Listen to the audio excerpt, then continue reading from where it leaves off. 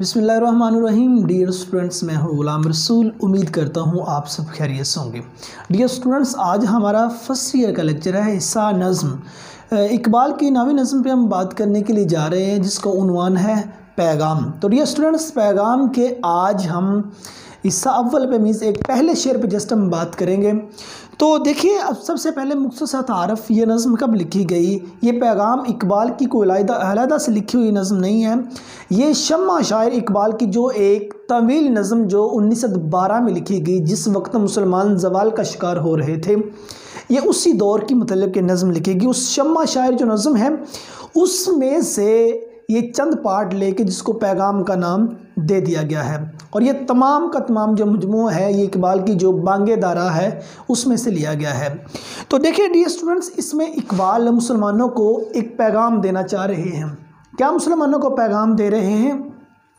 इकबाल लिखते हैं कि आशना अपनी हकीकत से हो ए दहका ज़रा, दाना तू खेती भी तू बारा तू हासिल भी तू। कहते हैं कि आशना हो अपनी हकीकत से ए दहका ज़रा। आशना होना, वाकफ़ियत हासिल करना, वाकिफ़ होना, अपने आप को जानना। कहते आशना अपनी हकीकत से हो, अपनी हकीकत से आशना हो, अपनी हकीकत को पहचान ए दहका ज़रा। दहक कहते हैं किसान को मुखातब करके, मुखातब मुसलमानों को किया है, किसान नुमा मुसलमान, ठीक है ना। तो कहते कि आशना अपनी हकीकत से ए दहका ज़रा, ए मुस्लिम किसान या ए किसान तू अपनी हकीकत से एक बार आगाह हो, अपनी हकीकत की जानकारी कर, अपनी हकीकत को पहचान। दाना तू खेती तू बारा मीन्स बारिश, हासिल भी तू, हासिल मीन्स उस फसल से हासिल होने वाला नतीजा, फसल से हासिल होने वाला फल उसे कहा गया है। अब इसका मफहूम देखिए कि ए किसान यानी आम ए मुसलमान अपनी हकीकत से वाकिफ़ हो। तू ही दाना है, तू ही खेती है, तू ही बारिश है और तू ही खेत है। कि मीन्स ए मुसलमान, ए किसान, तू अपनी हकीकत से आगाह हो कि जब के दाना तू है जिसको मट्टी में मिलाया जाता है, खेती तू है जिस खेती में दाने को मिलाया जाता है, बारा तू है मीन्स वो बरसने वाला बादल, वो पानी तू है, और उसके बाद जो उससे नतीजा हासिल होता है फसल से वो भी तू है। अब देखिए डियर स्टूडेंट्स, अब हम तशरीह की तरफ चलते हैं। ये नज़्म शम्मा शायर से माखिज़ है, मैंने पहले आपसे बात कर दी। ये नज़्म शम्मा शायर इकबाल की जो तवील नज़्म है उसमें से ये नज़्म ली गई है। तो अब मुसलमानों को पैगाम भी क्या देना चाह रहे हैं, क्या उनको पैगाम है? अब बरतानिया और फ्रांस ने मुसलमानों के जो अप्रॉक्सीमेटली इलाके थे उन पे काबज़ हो गए थे, ठीक है ना। और उसके बाद मुसलमानों के पास जो बचे खुचे चंद इलाके रहे थे उन पे भी वो काबज़ होने की कोशिश कर रहे थे। तो आप जंग तराबलस देख लें, 1912 में जंग तराबलस हुई। ये जंग तराबलस के दौरान ये नज़्म लिखी गई। उस वक़्त एक कम सिन बच्ची फ़ातिमा बिनते अब्दुल्ला 12 साल उम्र उस बच्ची की, और वो मैदान जंग में मुसलमान जवानों को पानी पिलाते हुए उसने जाम शहादत नोश किया। इकबाल ने उस पर भी नज़्म लिखी, फ़ातिमा बिनते अब्दुल्ला, ठीक है ना। और इकबाल ने उस वक़्त, इकबाल की शायरी ने उस वक़्त एक बरूद का काम किया। इकबाल की शायरी ने उस वक़्त एक बेहतरीन टेक्नोलॉजी का काम किया। तो उस वक़्त मुसलमानों को इकबाल की शायरी ने जगाया, मुसलमानों को पैगाम दे रहे हैं, तुम किन बातों से डरते हो। देखो ना, दो चीज़ें, बंदा मैदान जंग में उतरता है वो गाजी है या शहीद है। अगर गाजी है तो क्या कहने, अगर वो शहीद है तो एक शहीद का अल्लाह ताला की बारगाह में क्या रुतबा है कि जो अपनी जान अल्लाह ताला की राह में कुर्बान करें। तुम उन्हें मुर्दा ना कहो, तुम्हें इस बात का गुमान नहीं, वो तो अल्लाह के हजूर से अपना रिज़्क पा रहे हैं, ठीक है ना। तो ये एक तो नज़्म वहाँ से एक पैगाम दिया गया। और इसके अब अहम पॉइंट इसमें क्या क्या डिस्कस किए गए हैं। देखिए डियर स्टूडेंट्स, इसमें अपनी असलियत से आगाह होने की तलकीन की गई है। मीन्स फ़लसफ़ा खुदी, अपनी हकीकत को पहचानना, अपने आप को जानना, कि मीन्स अपनी असलियत से आगाह होने की तलकीन इकबाल ने इस नज़्म में की है। कि ए मुसलमान, तुझे क्या अपने आप एतमाद नहीं होता? कहा जाता है कि इंसान जब आगे निकलता है ना, स्टूडेंट्स को ये बात की जाती है कि जो नंबर्स होते हैं ना वो ज़हीन के नहीं होते, वो यकीन के होते हैं, ठीक है ना। और जब अपने आप पे यकीन है कि ए मुसलमान, तुझे अपनी खूबियों पे क्या यकीन नहीं है? मीन्स फ़लसफ़ा खुद ही एक तो इसमें बयान किया गया कि अपने मन में डूब कर पा जाओ सुरागे ज़िंदगी, तू मेरा नहीं बनता ना बन, अपना तो बन। ठीक है ना। अब सेकंड देखिए, अब जो इकबाल ने दहका को मुखातिब किया है, इससे मुराद अब किसान क्यों लिया? बेटे देखो, किसान इसलिए लिया गया, सर्दी हो, गर्मी हो, तूफ़ान हो, जाड़े का मौसम हो, मीन्स सख्त सर्दी पड़ रही हो, बर्फ़बारी हो रही हो, जो मर्ज़ी हो, किसान मतलब के खेतों में काम करता ही करता है। ठीक है ना। किसान एक मतलब सख्ती झेलता है, वो सख्त गर्मी झेलता है, वो सख्त सर्दी झेलता है, बारिशें पड़ रही होती हैं, वो अपने खेतों में काम कर रहा होता है।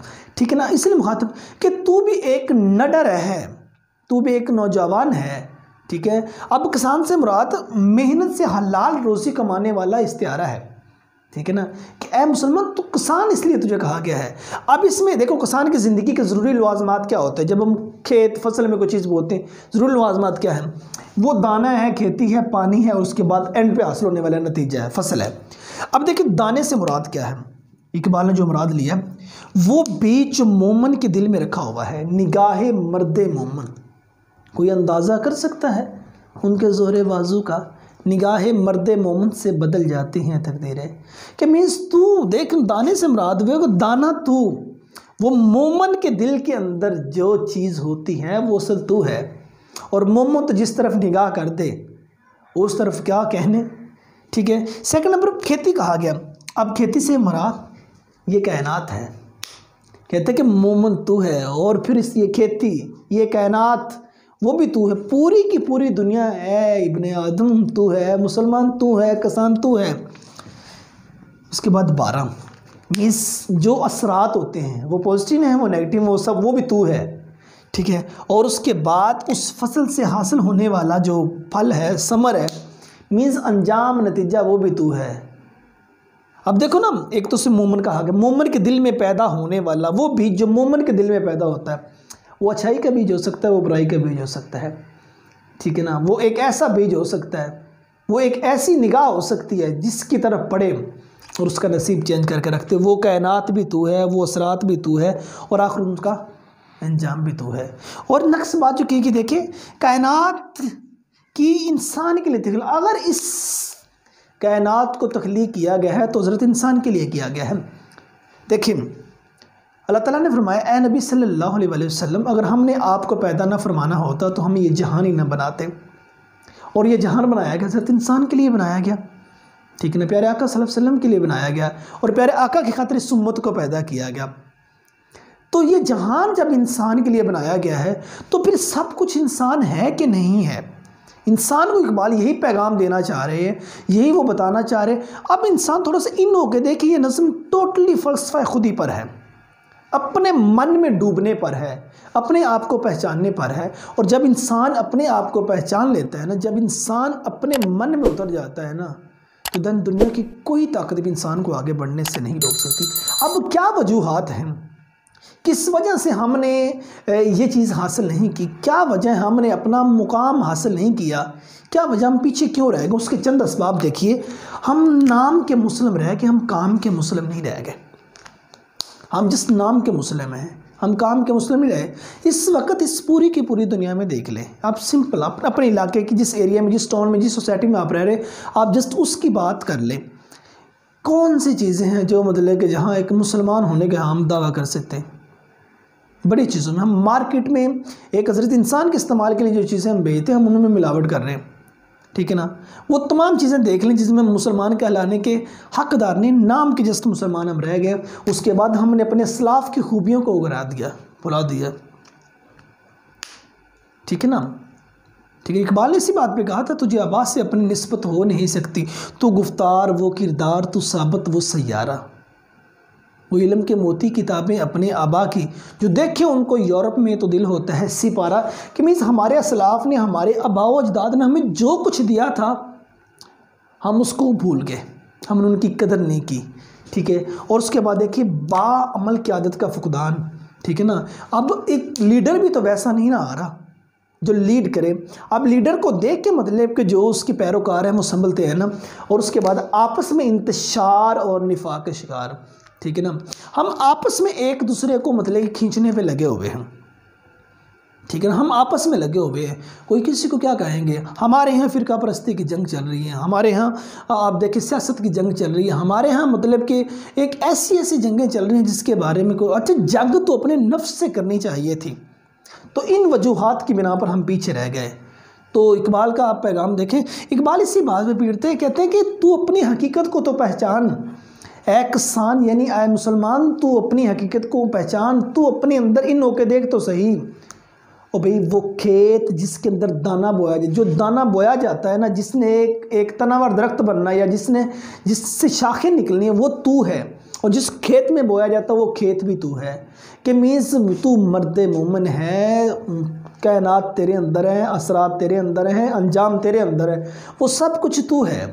तो देखिए इकबाल के शेर पे आप ये चंद अशार देखिए, हवाला जाती, तो राज़े कुन फुका है अपनी आंखों पर आया हो जा, खुदी का राजदां हो जा, खुदा का तर्जमा हो जा, और खुदी में डूब जा गाफल, ये सिरे जिंदगानी है, निकल कर हल्का शाम व सहर से जावदा हो जा, कि तुझे रब ने अता की हैं वो खूबियाँ अतहर, अगर तू चाहे तो फिर दुनिया का नक्शा बदल दे। और चंद अशार देखिए, कोई अंदाज़ा कर सकता है उनके ज़ोरे बाजू का, निगाहें मर्द मोमन से बदल जाती हैं तकदीरें, न पूछ इन खिरका पोशों की, इरादत हो तो देख इनको, ये दे बैज़ा लिए बैठे हैं अपनी आस्तीनों में। तो डियर स्टूडेंट्स, इकबाल की आज पहले शेर पे, नज़म पैगाम फर्स्ट ईयर के इस पहले शेर पे आज हमने बात की। तो उम्मीद करता हूँ आज का लेक्चर आप बच्चों के लिए नहायत मुफीद साबित हुआ होगा, आपको इसकी समझ आ गई होगी। तो नेक्स्ट वीडियो में मिलते हैं, अपना ढेर सारा ख्याल रखिएगा। फ़ी अमानिल्लाह।